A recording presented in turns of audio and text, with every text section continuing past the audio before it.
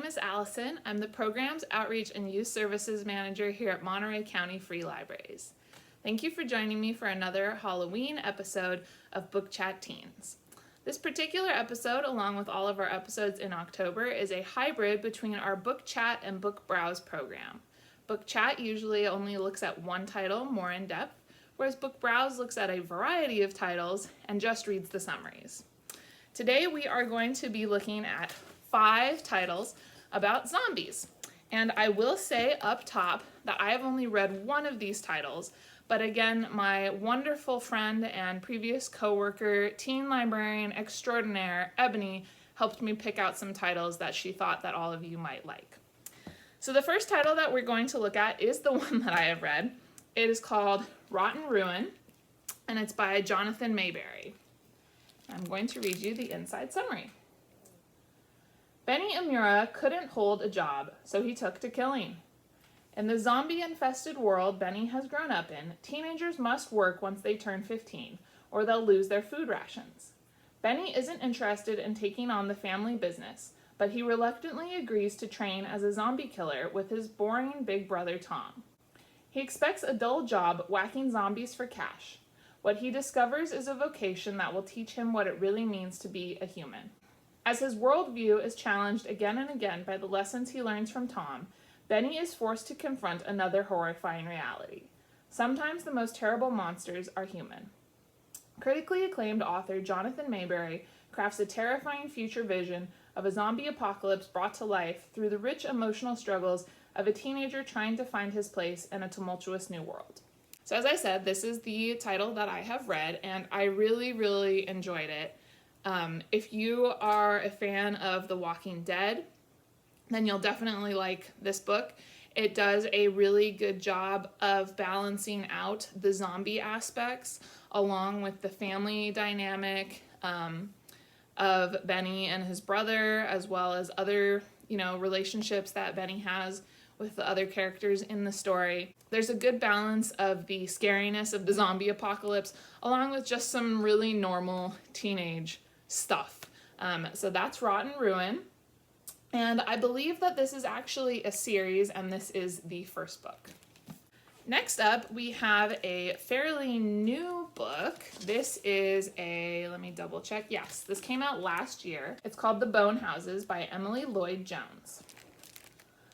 Nothing stays buried forever. 17-year-old Rin cares about only 2 things: her family and her family's graveyard. And right now, both are in dire straits.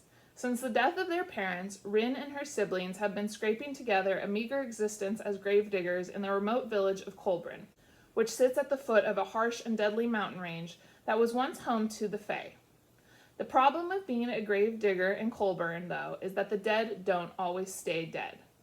The risen corpses are known as bone houses, and legend says that they're the result of an old curse. When Ellis, an apprentice mapmaker with a mysterious past, arrives in town, the bone houses attack with a new ferocity. What is it that draws them near? And more importantly, how can they be stopped for good? Together, Ellis and Rin embark on a journey that will take them into the heart of the mountains, where they will have to face both the curse and the deeply buried truths about themselves. Equal parts classic horror novel and original fairy tale, The Bone Houses will have you spellbound from the very first page. This is definitely on my to-be-read list, so I suggest you check it out as well. Our next 3 titles are the titles that were suggested to us by Ebony, and the first is called Dread Nation, Rise Up, and this is by Justina, Ireland. Jane McKean was born 2 days before the dead began to walk the battlefields of Gettysburg, Pennsylvania, derailing the war between the states and changing the nation forever. In this new America, safety for all depends on the work of a few, and laws like the Negro and Native Reduction Act require certain children attend combat schools to learn to put down the dead. But there are also opportunities, and Jane is studying to become an attendant, trained in both weaponry and etiquette to protect the well-to-do. It's a chance for a better life for Negro girls like Jane.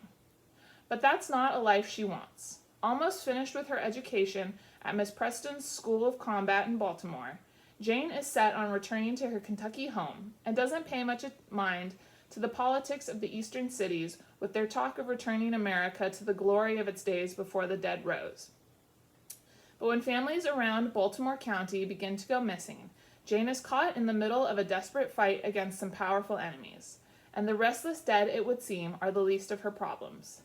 At once provocative, terrifying, and darkly subversive, Dread Nation is Justina Ireland's stunning vision of an America both foreign and familiar, a country on the brink at the explosive crossroads where race, humanity, and survival meet. So that is Dread Nation, Rise Up. Sounds like a very cool rewriting of American history. So if you like historical fiction, that might be a good crossover for you between historical fiction and horror, and with some creative reimagining mixed in. Next up, we have Zom-B by Darren Shan. When the news starts reporting a zombie outbreak in Ireland, B's father thinks it's a hoax. But even if it isn't, the two of them joke, it's only the Irish, right? That is, until zombies actually attack the school. B is forced on a mad dash through the serpentine corridors of high school, making allegiances with anyone with enough gall to fight off their pursuers. But when they come face to face with the ravenous, oozing corpses, all bets are off. There are no friends, no allies, just whatever it takes to survive.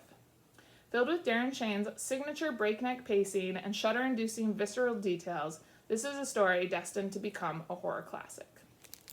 I will also note that this is the shortest of the titles that I am sharing today, but when I was checking out the last page to see how many pages it was, it does say to be continued on it.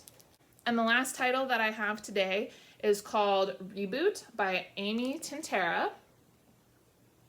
And the inside summary reads as follows. 5 years ago, Wren Connolly was shot 3 times in the chest. After 178 minutes, she came back as a reboot. Stronger, faster, able to heal, and less emotional. The longer reboots are dead, the less human they are when they return.